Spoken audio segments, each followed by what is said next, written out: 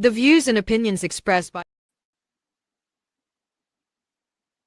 Hello, authors, book lovers, and storytellers. Welcome to another awesome day here at RM Hive, and you're tuning in to Readers Magnet's featured author interview. I'm your host, Revan, and our featured author today is an Emmy Award winning television producer, and he also had a career that helped many leading Silicon Valley companies develop marketing and training video media. And these companies have big names. Everybody, author of Available in Stereo and Monaural, selected Poems and Sonnets 1969 to 2009. Let's welcome Lawren Farber. Hi, Elliott. Thank you for joining us here today. How are you? I'm good. Thank you, Ravan, for having me on this show. Hello, And everybody out there. I believe you want to share some poem with us, which is actually with your book. Yeah, I was going to read this. Uh, as the title of the cover page, cover of the book says, these are sonnets that I wrote. A Mhm, sonnet is a 14-line poem with a mhm, set rhyme scheme and pattern. And the rhyme scheme is iambic pentameter, or 5 measures of iambic, unaccented and accented. Okay, so it's like da da da da da da da da, mhm. and you just go through that to the end of the poem. And if you're a genius like Shakespeare, you can turn the whole argument around in the last 2 lines, which are a couplet. But in I just chose different patterns on this. Okay, so it's Mhm. 8 6, 8 and 6 is 14, or 8, 10 and 2. That would be more Shakespearean. And quite frankly, I don't remember which pattern I used, but it is a sonnet. And So what I'm going to read now is Amos 8, ATE. Okay, and the Hebrew pronunciation of Amos is Amos, and he was in the 8th century BC, Mhm. and so He wrote the book, and the 8th verse in his very short book is uh, EIGHT. I changed that to Amos 8, ATE. Mhm. Okay, so that's what I'm going to read right now. Um, Okay. Amos or Amos 8. Behold the bowl of summer fruit, God's gifts. What's that? A bowl of summer fruit. Plain 'tis, can spoil. A doom's a chant to the deaf. True horror, 'tis an unheard howl. Hear this, your cause, lolling, lying, cheating, plain 'tis. More money? Consuming, soon consumptive. But spirit is a heritage that lives. Tremble for this flood. We're drowned in this. Eclipse routine. Be clear in this dark time. Lament or dance, bemoan or celebrate, our souls in famine to hear. We run towards west or wander to and fro. Search maritime. Sand words wash out and make the youth to faint. Plain 'tis this sordid song. Sin lives in rest. And rest is spelled WREST, which is like Mhm. wrestling. Mhm. So anyway, for years, for a long time, from my college years, undergraduate and graduate, and all the time I was living in Silicon Valley, when I Mhm. had time to write a poem and work on it, it was like working on a crossword puzzle. And so I had an enjoyable time doing that. And then I discovered some things by looking at the print edition of the New York Times. And Mhm. when I moved to Tucson, I started researching and writing another book, Mhm. which is based on the largest airship ever built. And it was built in Akron, Ohio, by Goodyear Tire and Rubber Company. And the history period was the founding of Goodyear Tire and Rubber Company. And boy, did I learn a lot. So anyway, that's going to be published soon. Nice. And you know what? Amos 8 or Amos 8 is such a very interesting title that I was actually hooked when you said that about that title. And I would want to research more about Amos or Amos because I'm so Well, interested I couldn't about it because resist. Yeah, I it's couldn't unique. Yeah. resist the same pronunciation for EIGHT and Mm-hmm. ATE. And what True. Amos or Amos is talking about in the 8th century BC is sitting at a table, maybe with a candle on the table, maybe not, uh, maybe in a cave, maybe in a hut, who knows, you know? Mm-hmm. Uh, and So, and he just used candlelight or available light to work on mhm, this. nice. Speaks I to me. love that. Yeah, it speaks Also, to the me. book is also has an interesting title. It's called Available in Stereo and Monaural. So, what or who inspired you to write this book? Well, the title comes from what was printed on LPs, long play 33 and a third records, Mm-hmm. in the 1950s and 60s, actually in the 1960s, because they separated the channels to right ear and left ear.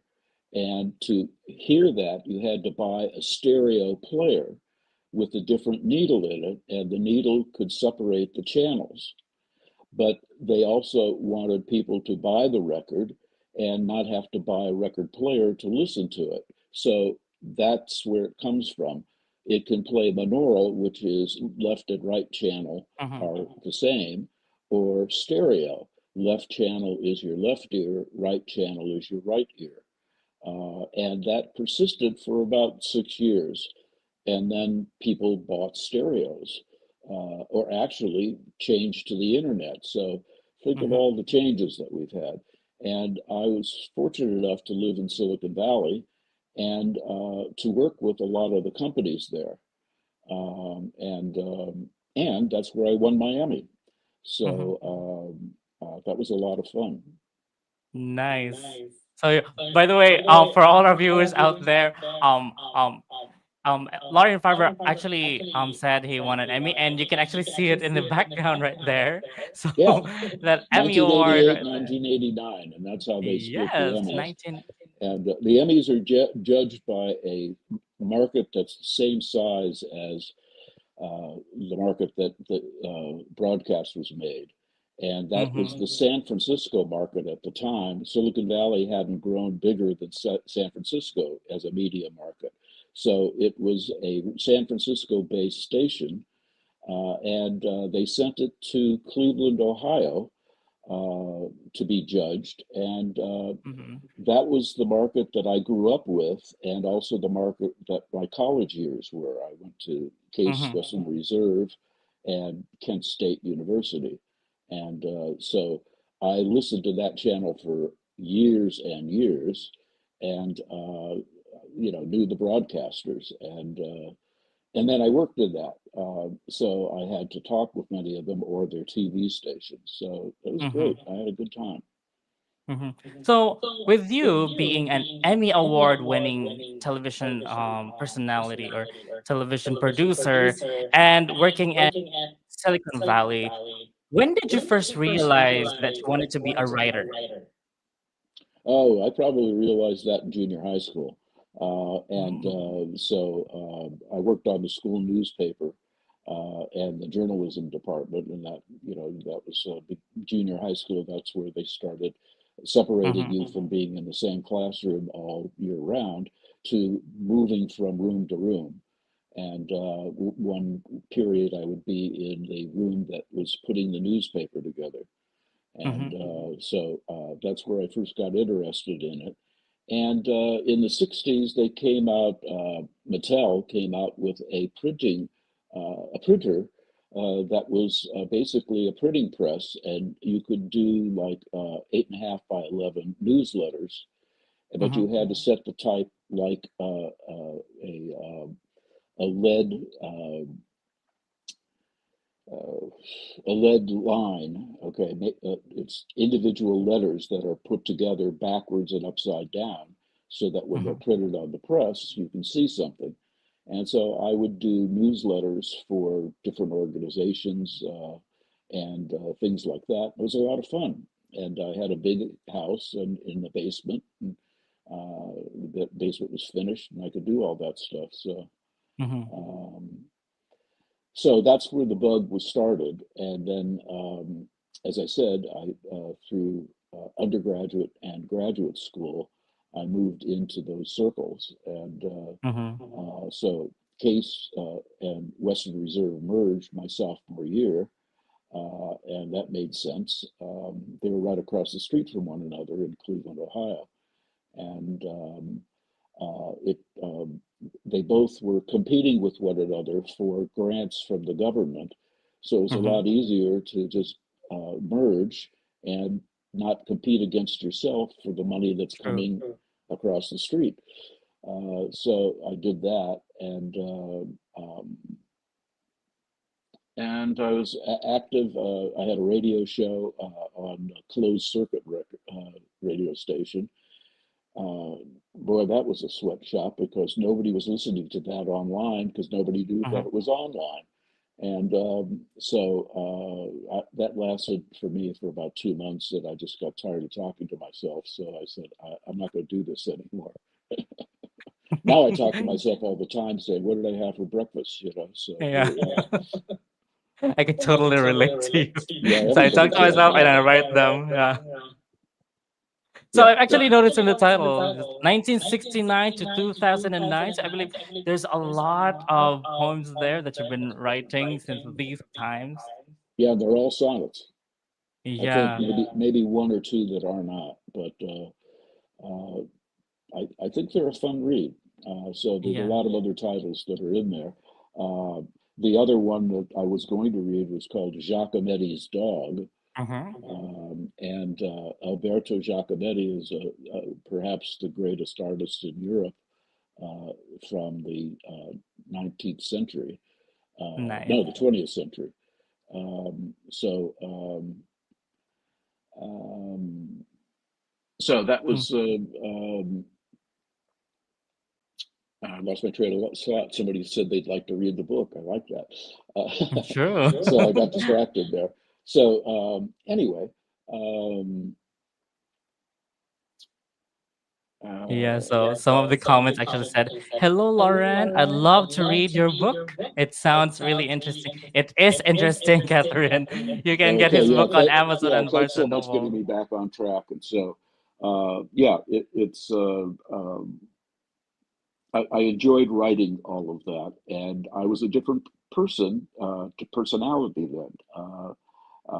My children were growing up, uh, and they've all gone on to PhDs or careers that are excellent for them. And So I'm happy with that, and I'm in touch with them, so that's good too. Mhm.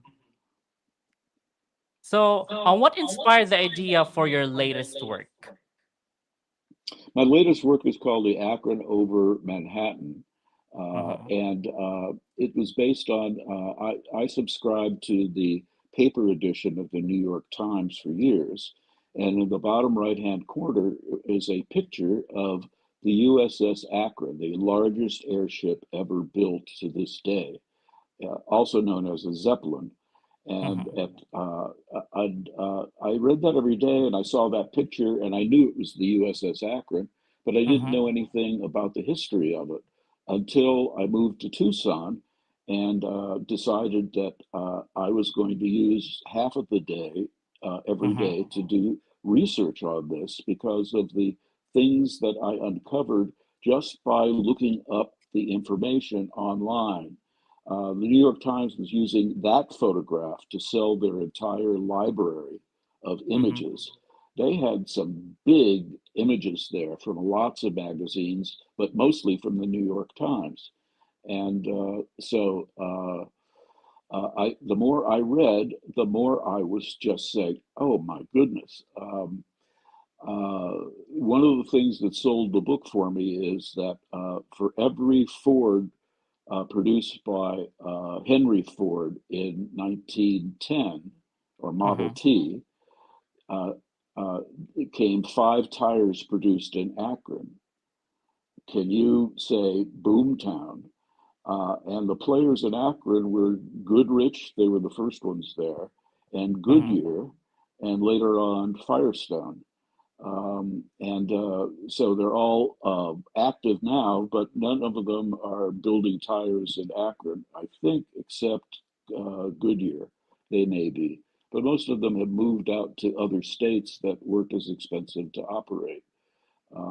And so, anyway, I read a lot of information there, and one of the Mm-hmm. pieces was the Akron Beacon Journal, still publishing, and is probably was one of the largest circulation newspapers in the 1910s and 20s, on into the 30s. And there was a trapeze act that was doing a show in at the Akron Armory, okay, and that's on High Street in Akron, Ohio, at State Street, and Mm-hmm. the wire went slack, and they Mm-hmm. went flying. And the headline in the Akron Beacon Journal was "The Flying Walendas," and the family uh, is still using that as their market identity. Only in the 1990s, they were walking on a trapeze between the Chrysler Building and the Empire State Building in New York City. And they didn't go slack on that, but they were doing some incredible acrobatics on that. But they still use the phrase "the Flying Melindas." That was the headline in the Akron Beacon Journal. And things like that were I uncovered as I did research. And so I would go back to Akron, and I also was working with the librarian for the archive in the main library downtown, and she was giving me microfiche copies uh, Mm-hmm. online so I could read the newspaper, but I couldn't manipulate the image because if I just touched the mouse, it would go to page 900. So it would be, so she had to like give me the pages that that I found online in an archive, and she and I became very good friends. I'm still in touch with her, um, and she's excited about the book too. Mm-hmm. So it'll be out soon. It's ready, but it should be out by the end of the year. It's called Mm-hmm. The Akron Nice. Over Manhattan. Nice. And the So, image is the Akron over New York, 1931. So if you're curious, you could look that up. And it mm-hmm. shows that, and it's being shot by the back seat of a biplane above the blimp. Mm-hmm.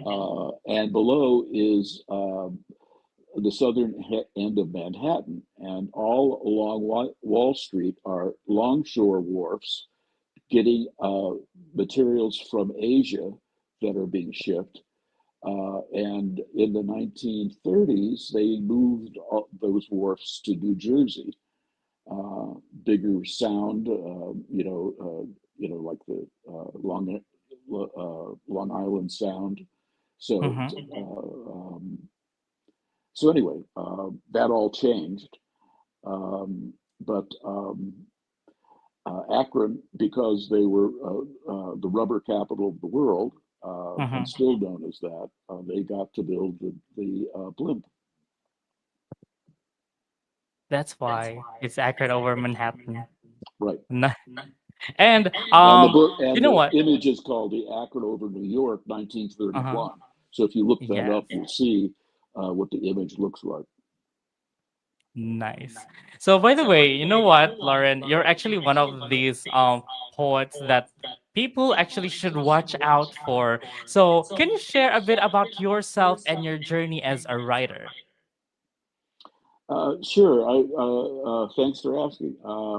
My journey as a writer started doing the high school newspaper, junior high school newspaper, Mm-hmm. but also getting as a gift a Mattel printer setting type, and I would do that for other elements, things that I was active in, and so I wouldn't do that too often. I mean, I got to study and all that sort of thing, but that's where I got interested in it. And it was a mechanical challenge to set the type and make sure that it read right, so you have to do proofs of it. Um, and then when I got into college, I started publishing an annual fraternity magazine. And Mm-hmm. that was like herding cats to get everybody to show up for the photograph. But I enjoyed it. And um, I was still comfortable in that area because I was about a 90-minute drive back to Akron, and I knew printers there more than I knew some of the printers in Cleveland. Um, so anyway, I was doing that in high school, junior high school, and high school, and then in college, I did this fraternity magazine, and Mm-hmm. in graduate school, I did some other publishing, and Mm-hmm. um, I was at Kent State at the time of the Kent State shootings by the National Guard in Ohio, and Mm-hmm. that was a big trauma for everybody. True. And it certainly, I was going to classes, and many of the professors were shaken to their roots to the Yeah. point where they had to retire. And uh,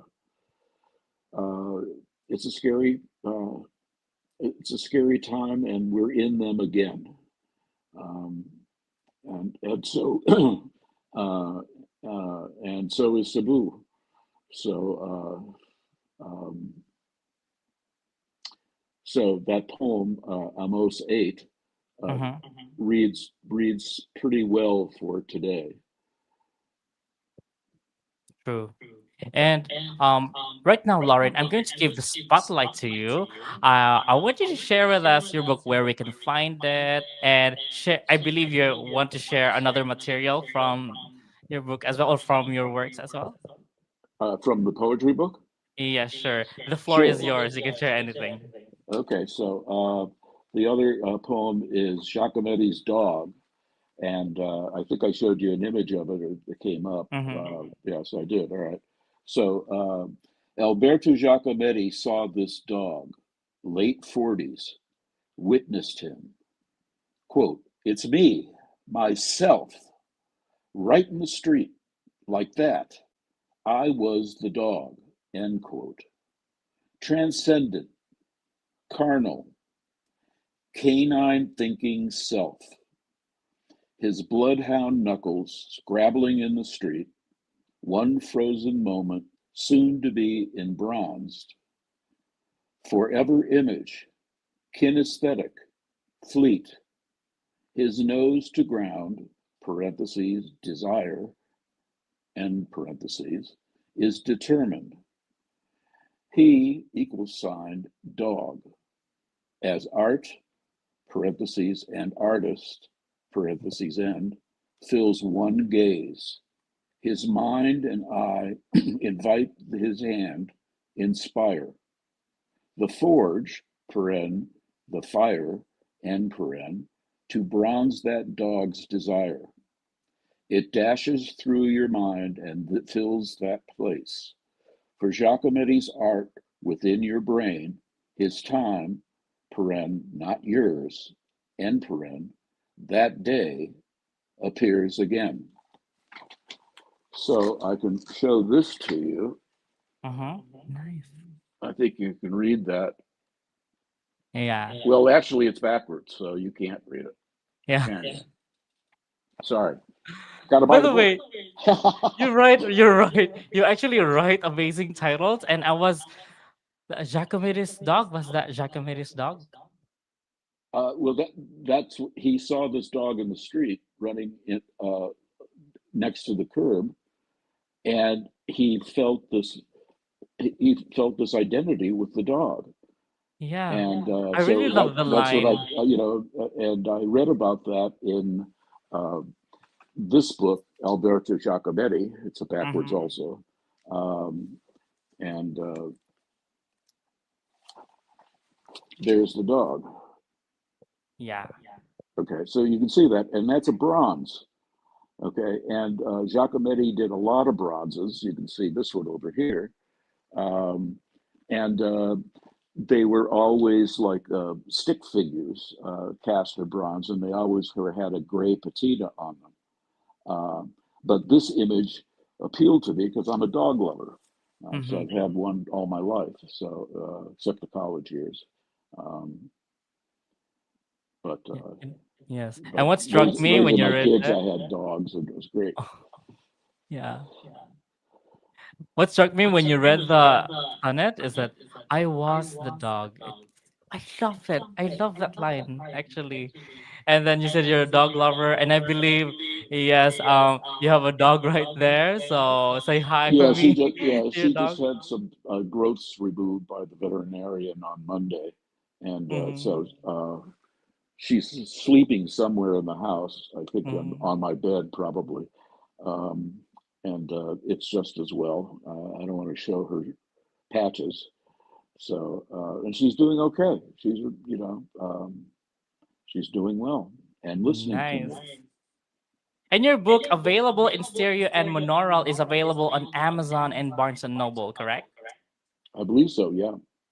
Yes. So all our viewers out there, um, Lauren Farber's Lauren Farber's available in stereo and monaural is available on Amazon and Barnes and Noble. So you get a copy right there. You can also read Amos 8 and Giacometti's Dog. I love that poem. And get a copy on Amazon and Barnes and Noble Yeah, now. I think So Barnes and Noble, you have to order it, but they'll order it for you. You know, they're not. They may yes. have one or two on in stock. I don't know. Yeah, I will find a way to get a copy because I love that. I love these poems that you shared. And it was an awesome time with you, Elliott. Thank you so much for joining us here today at RM Hive. Well, thank you for the opportunity. I really appreciate it. Yes. And guys, let's open the pages and unravel the secrets of your personal odyssey. And I believe that your ink never runs dry. So go tell your story, you storyteller. This is your host, Revan. And as we say it here at Reader's Magnet, we share your story with the world. Stay awesome. Bye for now. Okay, thanks, Ravon.